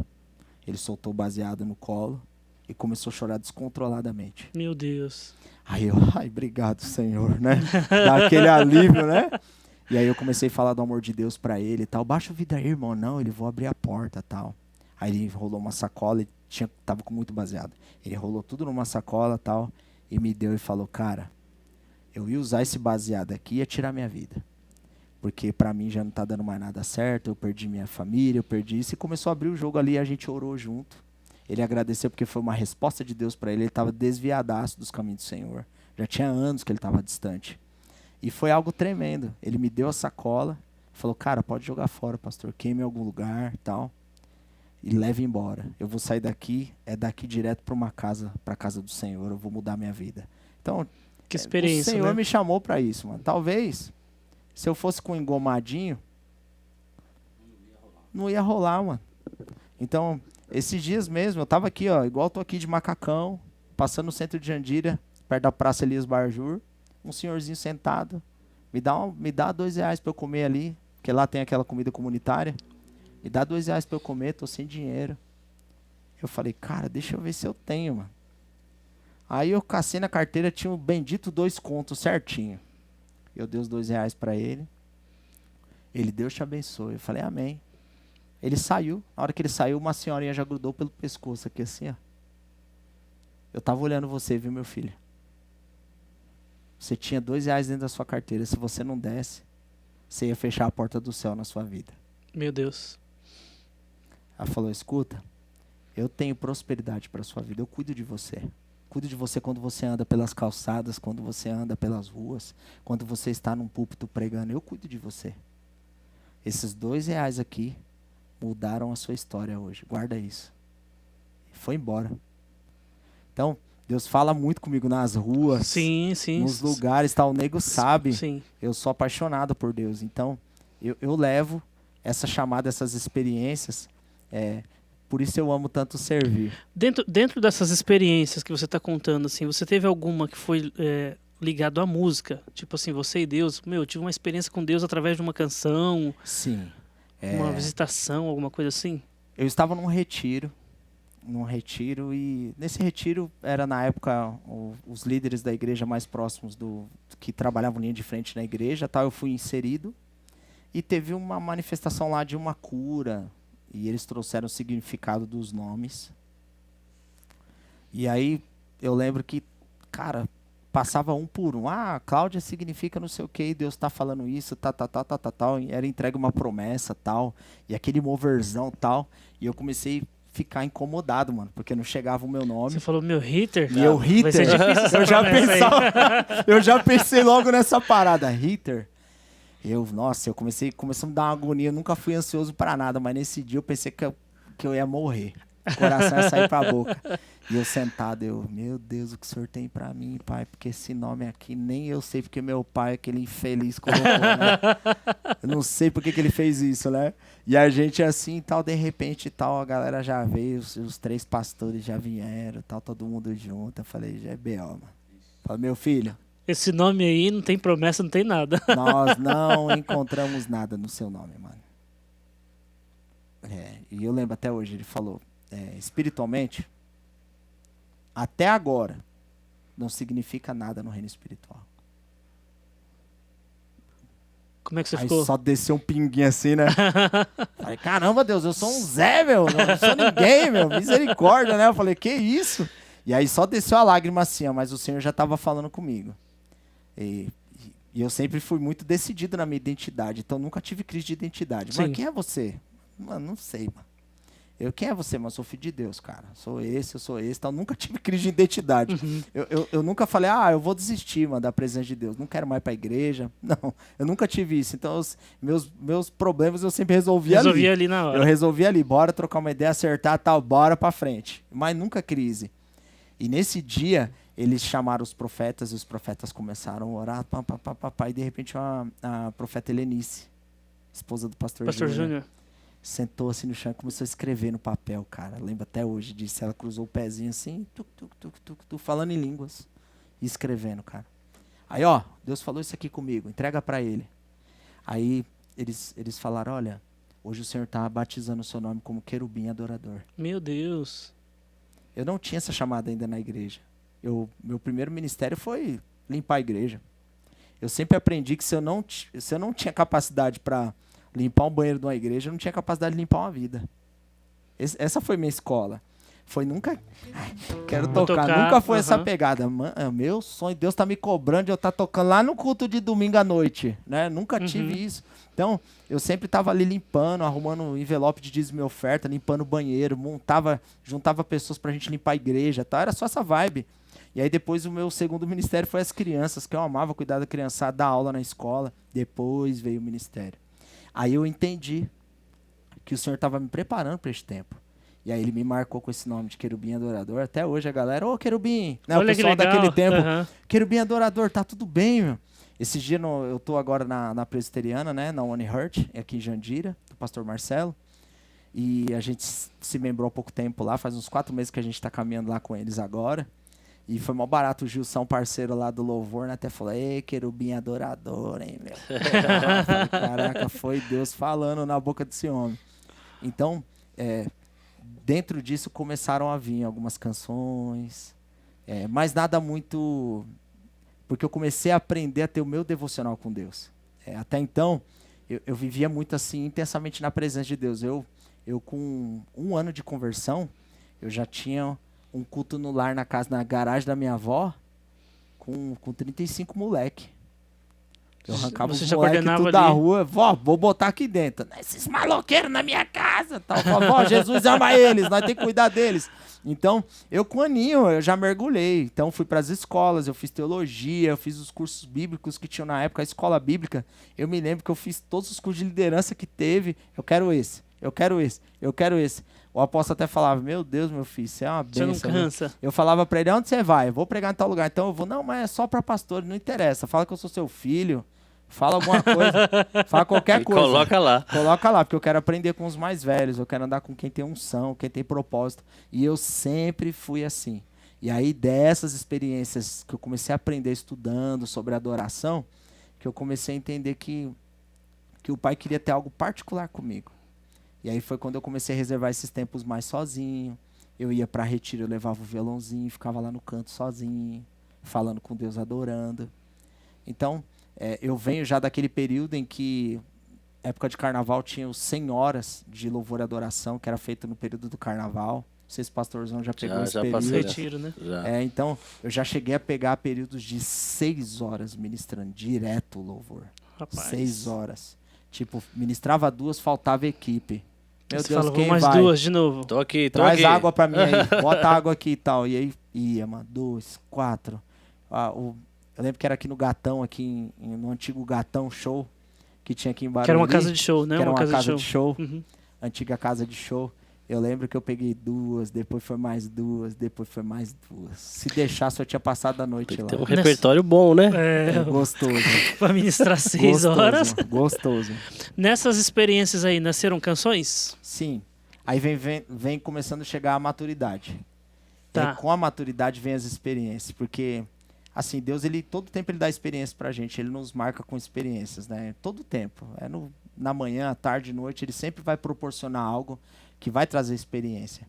Mas a gente só começa a compreender e extrair dessas experiências quando a gente tem mais maturidade. E até então era aquele garotão que estava sempre adorando, estava sempre buscando. Eu nunca fiz pra mim, nunca tive desejo de aparecer. Eu sempre fui forjado e formado em que o Senhor era aquele que recebia a honra e a glória. Então, tanto que eu nem ligava para estar tocando, se eu estava tocando no dia ou não. Eu nem ligava. O importante era eu estar fazendo alguma coisa lá na igreja. Era eu estar servindo. E aí, quando eu fui ficando um pouquinho mais velho, vai passando-se os anos, aí você vai começando a extrair isso dessas experiências. E Deus falava, eu quero um cântico novo do seu coração. E aí, aí veio o CD, que era o Ser Fiel, que é uma mistura, né? Nós tínhamos uma equipe de adoração que ficou muitos anos trabalhando junto, lá na igreja, na IEJ. E dessa equipe eu falei, vamos gravar um trabalho um dia, fazer um trabalho para abençoar as vidas. E o desejo do meu coração sempre foi assim, faz os CDs e não vende. Pega esses CDs e a gente vai para a rua para fazer evangelismo. Olha que bacana. O propósito nunca foi vender. Né? E meu pastor falava, menino, que cabeça é essa? Eu falava, não, porque um dia, se Deus preparar assim, começar a vender algo, amém. É até para sustento de quem vai estar acompanhando o trabalho, que eu acho isso muito digno e eu acho necessário. Mas eu não tinha esse desejo. Meu desejo era tipo assim, vendeu 1000 cópias, mano, vamos adotar um bairro. Fazer trabalho social, pegar um bairro inteiro. Pega por região, faz um mapeamento, mano, compra de roupa, comida, saneamento básico. O propósito para você de fazer um trabalho era de abençoar as pessoas. Sempre foi não esse. Só de vender CD. Não, sempre foi esse. A minha esposa, ela até me lembrou que acho que o primeiro trabalho do Diante do Trono foi para missões. O primeiro trabalho. E foi um trabalho que até os dias de hoje a gente escuta incrível. Né? O CD Exaltado, Aclame ao Senhor. Aquele CD marcou demais. Desse trabalho, tem alguma música que mais marcou? Tem. Nós passamos um período muito difícil no ministério, os nossos pastores, né? O apóstolo Davi e a apóstola Beatriz na época. E eu e a Paula, a gente sempre cobria muito eles de oração e a gente estava sempre muito perto. Então, teve um dia que eu estava tocando violão, né? E fui pegando uns acordes lá. Aí a Paula, amor, estou escrevendo uma oração para a gente mandar para os apóstolos. É uma oração de intercessão, uma carta, para que Deus dê força para eles continuarem, para eles perseverarem. Então, estão passando por muita guerra. E eu vou fazer essa carta. Eu falei, faz, amor. E eu adorando na cozinha lá, e ela começou a escrever. De repente, ela foi escrevendo. Meu, a hora que ela colocou na minha testa lá na cozinha e tal, eu falei, nossa, amor, isso é uma música. isso aqui dá uma canção, hein? Aí a gente orou. Eu me lembro até hoje. Ela, será, amor, que dá pra fazer uma música? Eu falei, dá, amor. Dá pra fazer uma canção. Aí a gente sentou e a gente começou a tentar fazer alguma coisa em cima dela. Canta ela pra gente ver. Um pedacinho aqui, vai. Quero ser fiel por toda a minha vida te seguir. Ainda que eu sinta os meus pés cansados, dado a caminhada, seguirei fiel a ti. Não importa o que eu tenha que passar, as dificuldades não vão me parar. Erguerei a minha voz, proclamarei teu amor. A tua mão me alcançou. A tua mão me alcançou.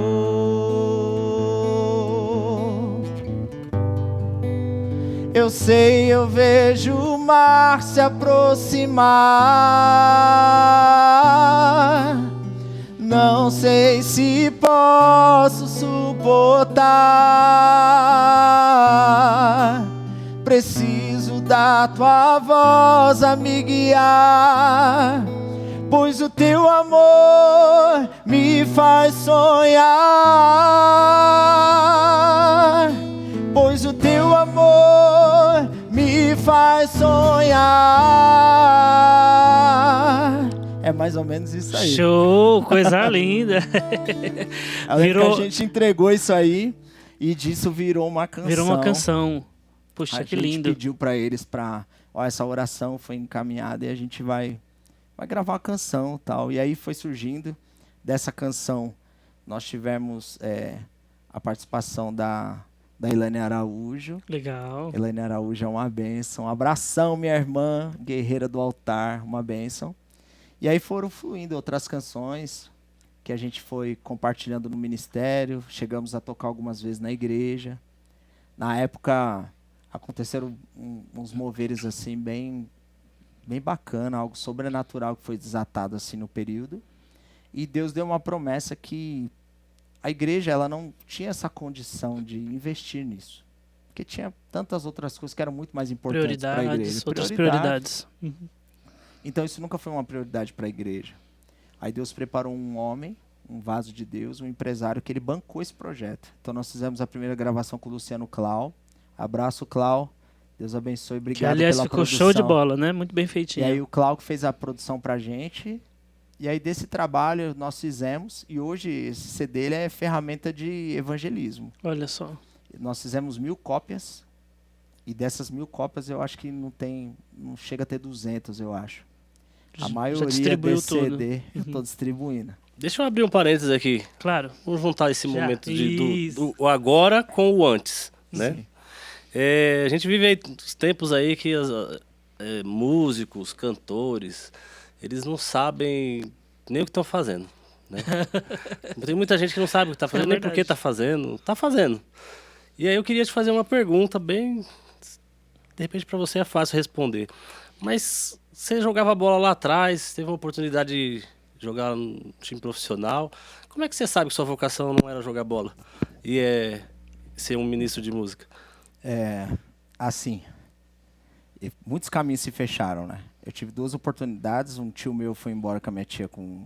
A minha tia se casou com um japonês, bem sucedido, e eles, num período, eles saíram daqui do Brasil e foram embora para lá.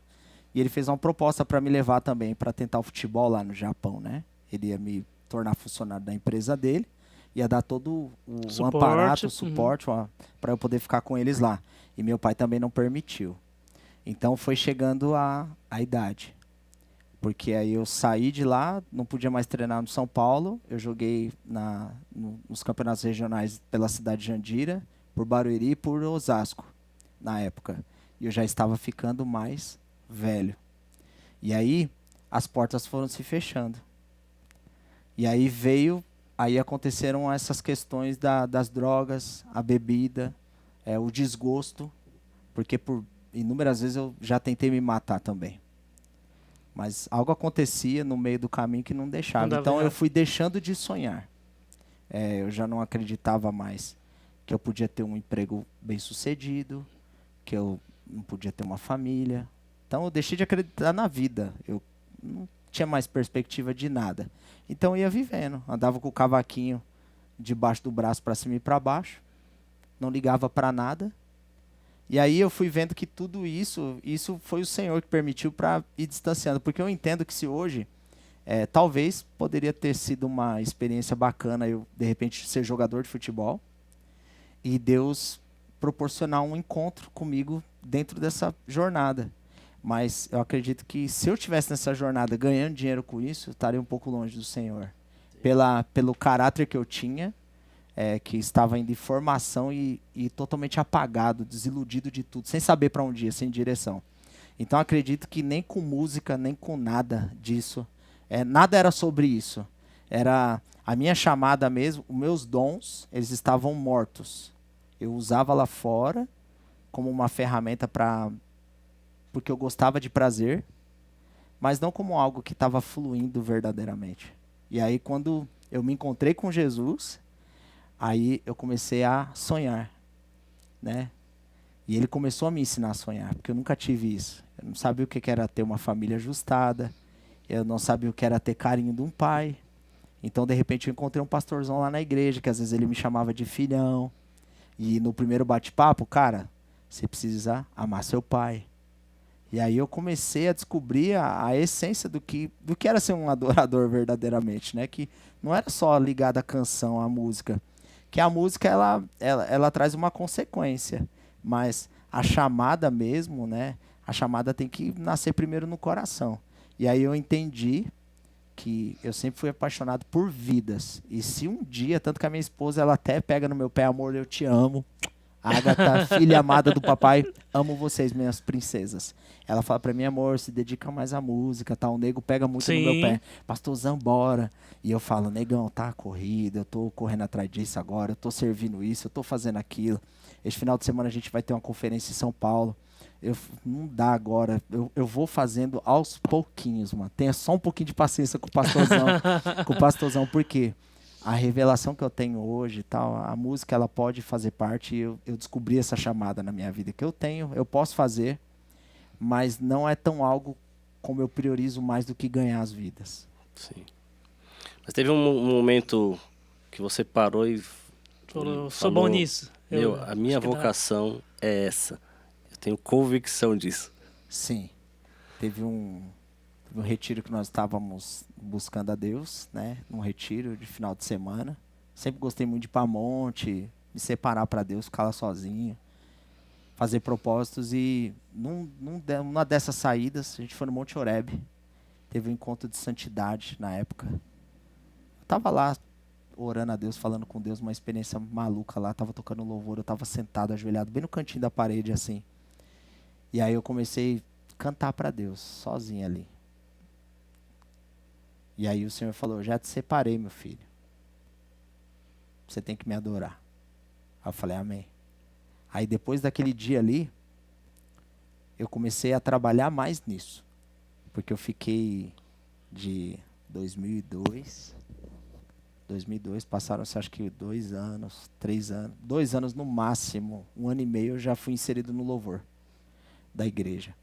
E depois eu comecei a trabalhar com eles em ensaios, e o nego sabe, eu gosto de investir nisso. Então eu gosto de estudar, eu gosto de comprar curso, eu gosto de investir, ele sempre soube disso, Sim. né, nego? Eu gosto de fazer coisas diferentes às vezes, eu gosto de procurar. Então quando eu estava cuidando da equipe de adoração na igreja, foi uma escola, eu sempre tive isso. E naquele dia o Senhor marcou meu chamado. Separando ali. E nós estávamos num culto no litoral, acho que litoral sul. Estávamos na praia, era uma abertura de um ministério. Nós começamos a adorar. E um apóstolo falou que, através do louvor que a gente estava ministrando ali, Deus estava dando cura para a igreja. Estava curando, e era sinais de milagres. E aí eu me lembro que eu estava tocando violão, ele me tirou do violão e falou, vai orar pelas pessoas. Aí eu entendi a importância da adoração, né? Dessa chamada. E nós oramos por uma senhora que ela tinha sofrido um acidente. Ela tinha quebrado a clavícula. E a posição que ela caiu fez com que ela ficasse paralisada nessa situação. Ela não podia olhar para cima. Só olhava para o joelho na linha reta. E nós começamos a orar. E o pastor falava, canta louvor, canta louvor. E eu orava e cantava louvores no ouvido dela, a gente ia cantando. E um profeta, quem estava comigo era o profeta Amós. Sim, Ele sim. vai se lembrar disso, o Amós, profeta doidão. E ele, cara, eu tô vendo um demônio assim, que ele tá grudado nas colunas dela, tal, e ele tá enfancado as unhas, nós vamos orar. A gente começou a orar, tal. Ele falou, cara, não tem mais nada que desabilite essa mulher de não andar, mano. E eu era meio loucão, né? Falei pra ela, a senhora crê que a senhora tá curada? Ela, eu creio. É o poder da fé, né, irmã? Ela, eu creio. Então fica de pé. Ela, só fica se você me ajudar. Você falou, é agora. Falei, peguei ela de uma vez. Tome. Eu peguei ela, dei um estralo, pastorzão. Trau! Ela já botou o pescoço pra cima. Eu lembro que ela ficou testa com testa comigo, ela era da minha altura. E ela gritava. Eu falava, meu Deus, essa mulher tá gritando que ela tá morrendo, ou ela tá curada, ou quebrou, né? Acabou de quebrar tudo. Levou Mas, até e gente, quebrou a mulher. o louvor tava tocando. Tava algo sobrenatural, lembro até hoje. Nós estávamos cantando Agnus Dei. E o louvor tava pegando, e a gente orando. Irmãos, aquela senhora dançou comigo na igreja. Aleluia. Meu Ela Deus. caminhou, ela agradeceu a Deus. E o propósito de tudo, né? Que o louvor é interessante, né? Não é só a música. Mas quando a gente adora, tem uma atmosfera muito diferente, né? A família dela, que não era cristã naquele tempo, que foram só para ver o culto, acompanhar ela, todos entregaram a vida para Jesus. Ah, não tem como, né? Diante de um milagre desse, né? Por isso que eu falo que não é sobre nós, sabe? Não é sobre o nosso talento, não é sobre o que a gente sabe fazer. É tudo sobre o Senhor. Em todo tempo é tudo tem que apontar para Ele. Deixa eu te fazer uma pergunta aqui, que ele começou falando também sobre o povo de hoje agora. Como é que você enxerga a música gospel hoje? Bem, a música, ela tem ela tem uma cadência muito forte hoje na mídia, né? A música gospel. Porque a música gospel hoje é escutada até dentro dos bares. Sim. Hoje, eu me lembro quando saiu Entra na minha casa, né? O hino nacional, se tornou o hino nacional dos cristãos, né? Eu me recordo que dentro dos botecos que às vezes a gente evangelizava e próximo da minha casa, tava lá tocando. Então, a igreja, sem ela perceber, porque a igreja não percebe, eu percebi isso quando eu saí daqui para ir para outro país. Sim. Eu percebi isso. Porque lá, eles têm o Brasil como uma referência de uma nação muito poderosa no evangelho. Sim. E às vezes a gente não tem isso. A gente não consegue Enxerga enxergar isso. Eu isso, não né? sei como, né? Ainda não caiu a ficha para alguns pastores, alguns já entendem essa revelação, mas para alguns líderes de ponta de lança dessas igrejas, de muita influência no Brasil, talvez ainda não sacaram que nós temos que há um poder sobre a igreja brasileira, há uma marca sobre a igreja brasileira que a igreja ainda não sacou. Que nós temos isso. Eu falo isso porque a galera lá, eles pediam. Eu fui orar por um jovem. Eu orei por um jovem. O amigo nosso, que era argentino, ele, profeta brasileiro, pode orar por você. Eu orei somente, abençoei. Eles não têm o costume de impor as mãos se eles não conhecem, então é mão no ombro. Eu coloquei a mão no ombro, abençoei. E Deus deu uma palavra para ele. Tinha mais um monte atrás, eu não sabia. Ele saiu e veio aquele bolo. Quando eu dei conta, vamos embora. Ele não. Esses aqui também querem. E eles falavam, olha, eu quero que compartilhe a unção brasileira sobre a minha vida. Impuno as mãos agora. E aí eu falei, nossa. E o que mais me chocou, que terminou o culto, tinha muita gente para orar, não dava tempo porque eles precisavam esvaziar o lugar. A gente foi para as calçadas e nas calçadas a gente precisa comer alguma coisa. Vai todo mundo, a filhinha. Você vai pro lugar, vai todo mundo seguindo. Vai todo mundo. Aonde você vai? Até você ir embora, tá todo mundo. Eu tenho uma pergunta aqui que tá muito linkada com esse lance que você tava falando agora a respeito de ser pastoreado e tal. Na verdade, eu tava até com o celular aqui, você que viu no celular, não era o WhatsApp, não. Tava aqui formulando algumas Tá perguntas. bolando a pergunta. Tem uma Em cima daquilo que ele tava falando, né? É, a colinha. E assim, um outro tema que eu acho bastante importante, até para você que está em casa, ouvir uma pessoa que tem mais experiência, falar a respeito, né? Para os jovens, para os músicos jovens, os ministros de música, dirigentes de música, espalhados aí por onde chegar esse podcast aqui, essa mensagem. É importante ouvir para aprender, né? Então eu queria perguntar para vocês o seguinte. Na verdade não é uma pergunta, eu queria que você falasse sobre o ministério, a submissão e o envio do músico cristão. Como Amém. você pensa nessa questão? Isso é bacana. Deixa eu fazer uma pergunta para ele. O envio é o envio de quem para quem? De onde para onde? Da igreja para fora? Não, o seu envio. Entendeu? O envio. Porque eu entendo que nem sempre o envio parte de uma autoridade. Às vezes o envio veio de dentro. Né? Quando você tem essa maturidade, é claro, porque às vezes as pessoas querem se basear no seu achismo e acham que estão sendo guiadas pelo Espírito, eles não estão sendo guiadas pelo seu achismo e pela sua alma, né? É verdade. Então, como você vê isso hoje? Bem, eu venho de uma formação muito bacana, então eu agradeço muito a Deus. Eu tive pastoreio, né? Foram 23 anos com um só pastor. Eu já recebi muito fora de conferências, tudo, mas eu fui muito ensinado. E a maior preocupação do nosso pastoreio era ser instruído em todas as áreas do seu ministério, sendo instruído na palavra, tendo conteúdo, né? Hoje nós vemos que poucas pessoas conhecem a Bíblia. Já conhecemos músicos que... Você lê a Bíblia? Não. Eu leio o meu instrumento. Senão não consigo tocar no culto. Mas aí não consegue ler um salmo. Não tem um tempo de devocional. Ele não consegue jejuar. Ele não tem as suas bases firmes. E aí o que acontece? Vem os ventos, ele vai cair. Ou ele vai para qualquer vento que bater. Então eu tive uma formação, né? Eu tive um pastoreio. E hoje se usa muito a linguagem de mentoria, né? A mentoria é a liderança, é estar debaixo de, né? É ter a cobertura. Imagina assim... Hoje, você com um guarda-chuva cheio de furos e sair no meio de uma chuva. Você vai acabar sendo impactado de alguma forma pelas águas. E o pastoreio, eu acho que ele tem uma importância muito grande, porque o que Jesus fazia? Jesus pastoreava, né? As minhas ovelhas, elas me escutam e obedecem à minha voz. Hoje a gente vê muita gente com com informações e com formação de pensamentos, em que eu não preciso estar debaixo de ninguém, não preciso ouvir ninguém, Deus já me deu a revelação e eu vou trabalhar da maneira que eu acho que eu tenho que trabalhar. Ou até mesmo, às vezes, porque houveram rachas na igreja, houveram situações no seu ministério, eu não preciso mais estar debaixo de nada disso. A partir de hoje eu vou sozinho. Deus fala comigo diretamente. Deus fala comigo diretamente. Aí eu faço uma pergunta, né? Aí eu pergunto para essa pessoa, quem vai confrontar essa pessoa? Ninguém. Deus vai vir no cavalo branco lá, negão? Vai né? nada.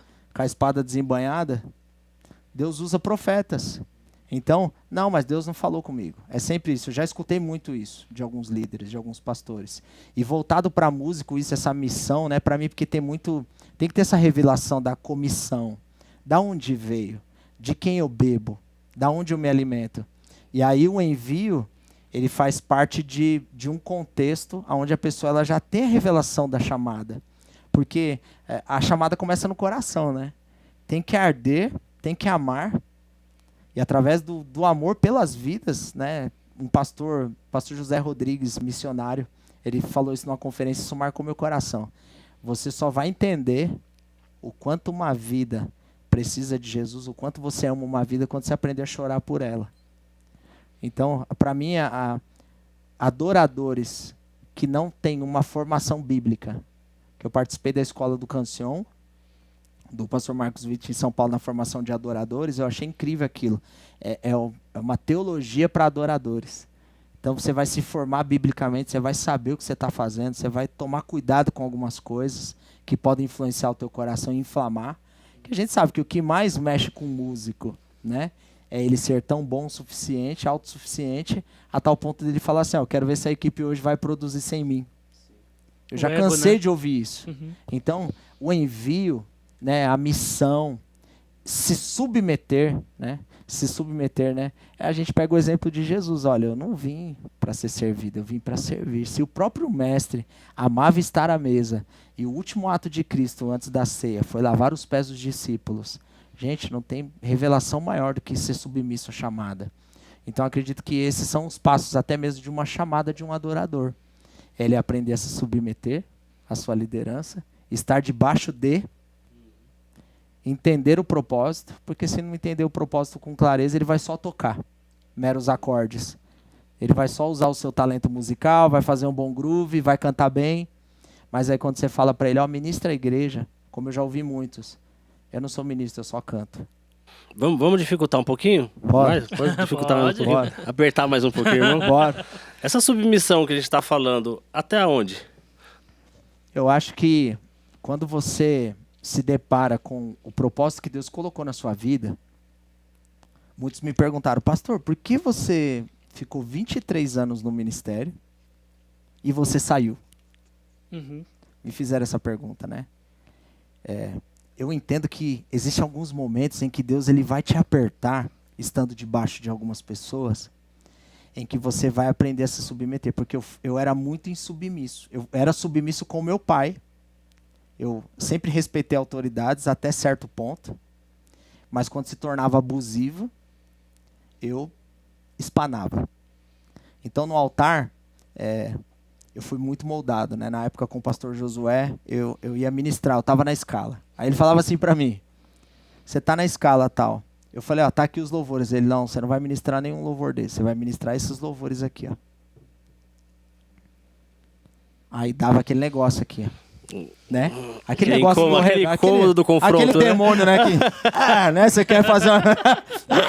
né? Chega em casa, você dá os gritos, tá, mas na frente do pastor, você... Amém, pastor. Aí, mas tinha aquele quesito, né? Hoje a gente dá risada disso, pastor Zé, um abraço, mano, te amo. Eu falava, mas por que eu tenho que ministrar essas? Eu tenho que ministrar o que eu fico mais à vontade. Ele, não é o que você quer, é o que Deus quer para a igreja. E era assim, duro. Eu tô na frente. Você vai aprender. E aí, se eu quisesse aprender, eu tinha que me submeter. Por quantas vezes eu falava para os músicos na igreja, né? Aconteceram algumas coisas no passado muito interessantes, né? Tinha a música do Renascer. Aquela canção, é só esperar acontecer. Plano melhor. Plano melhor. E aí, Eu falei, olha, a gente vai tocar numa quinta-feira, como era muito corrido, então eu padronizava a cifra, deixava bem básico para todo mundo entender a linguagem e fluir. Porque às vezes chegava do trabalho todo mundo cansado. E aí tinha um músico que falava, mano, esse Ré sustenido não é o Ré sustenido.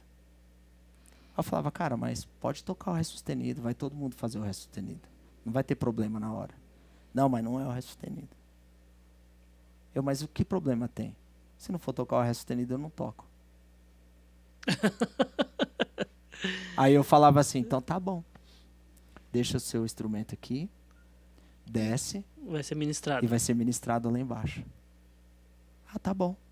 Aí descia. Depois vinha, puxa, me perdoa. Eu não posso perder minha salvação por conta de um Ré sustenido. Então, estar debaixo, até que ponto? Até o ponto de você ser treinado. Ser treinado. Né? Eu ouvi essa semana o pastor Theo Hayashi falando que ele ficou debaixo de uma autoridade, que o pai dele falou, você vai ser discipulado por ele.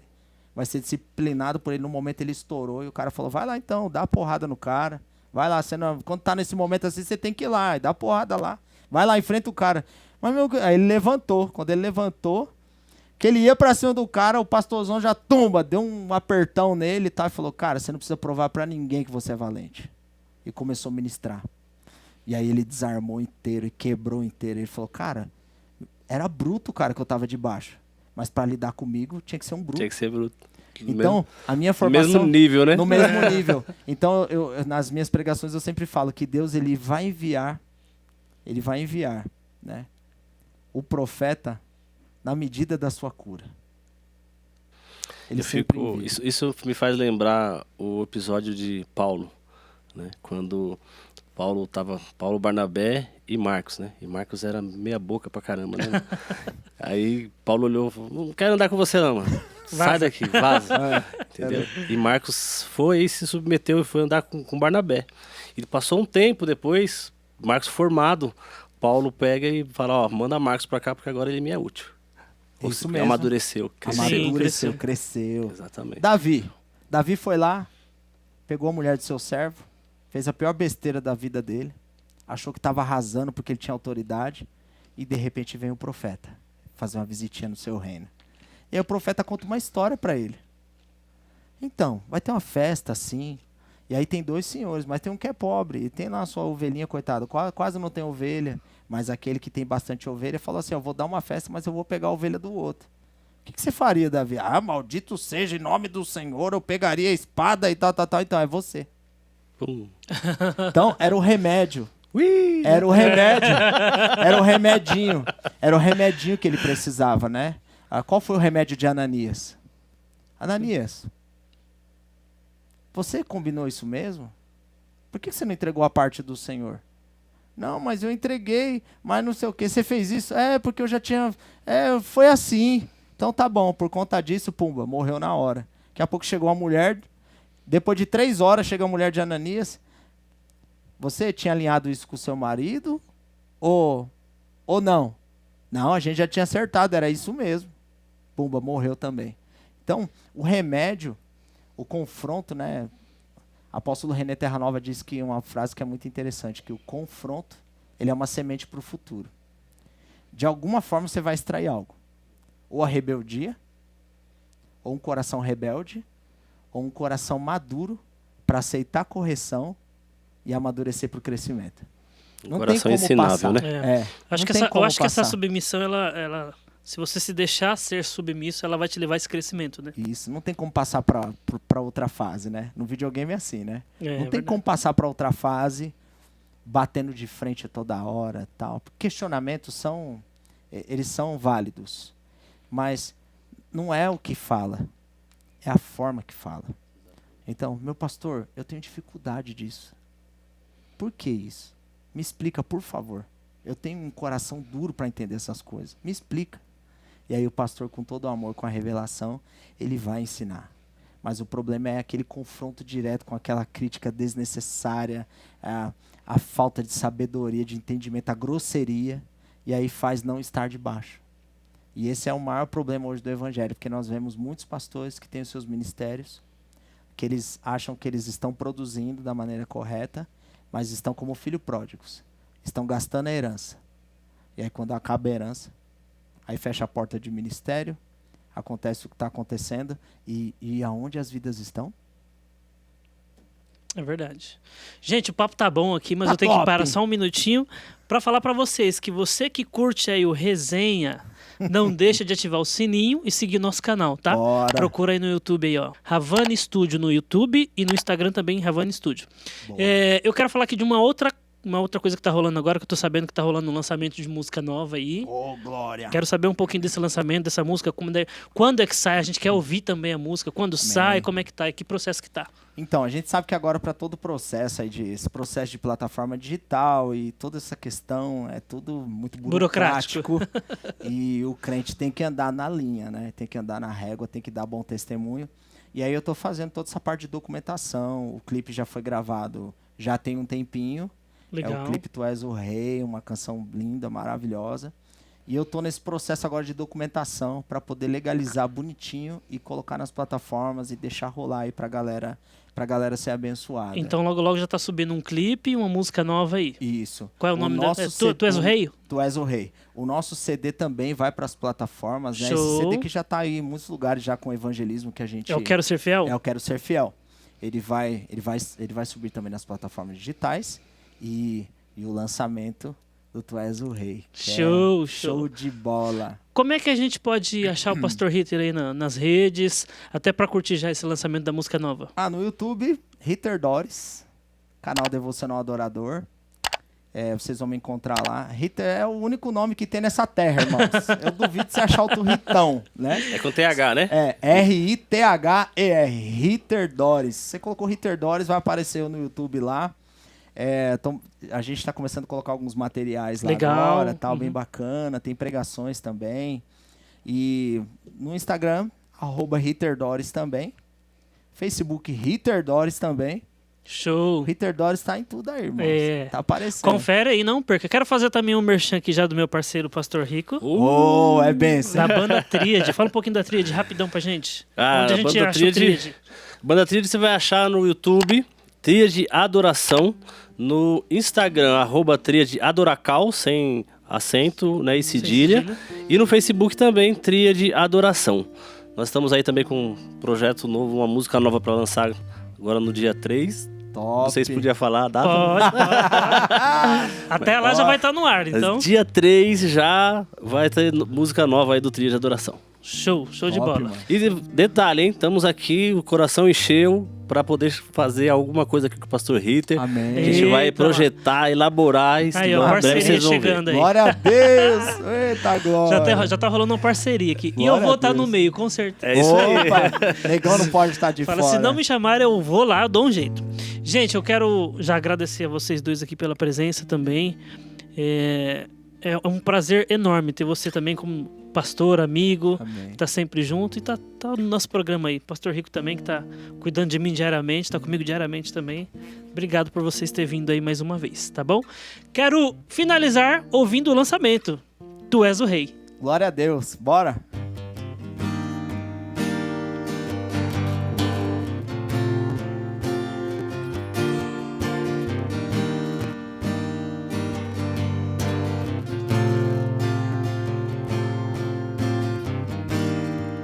Se despiu da sua glória, se entregou em meu lugar. Por amor, teu sangue derramou, um novo e vivo caminho se abriu para mim. Tu és o Rei, tens todo o poder. Eu te adoro, Jesus, eu te adoro, meu Jesus. Honra e poder, glória e majestade sejam dadas a ti, ó Cordeiro de Deus.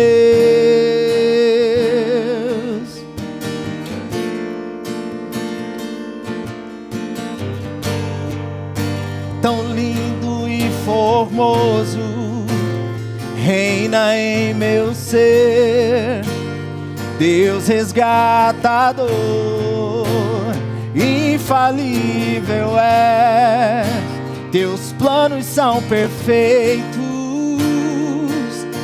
És poderoso, és poderoso. Tu és o Rei, tens todo o poder. Eu te adoro, Jesus, eu te adoro, meu Jesus. Honra e poder, glória e majestade sejam dadas a ti, ó Cordeiro de Deus. Show! Musicão, hein? Nota 1000. Glória a Deus. É bênção. Obrigado por você que acompanhou a gente até agora aí. Siga aí o nosso canal e fique ligado aí que logo, logo vem mais pessoas pra gente bater papo aqui no Resenha Podcast. Valeu! Top. Tchau, Valeu, tchau. gente. Tchau, tchau.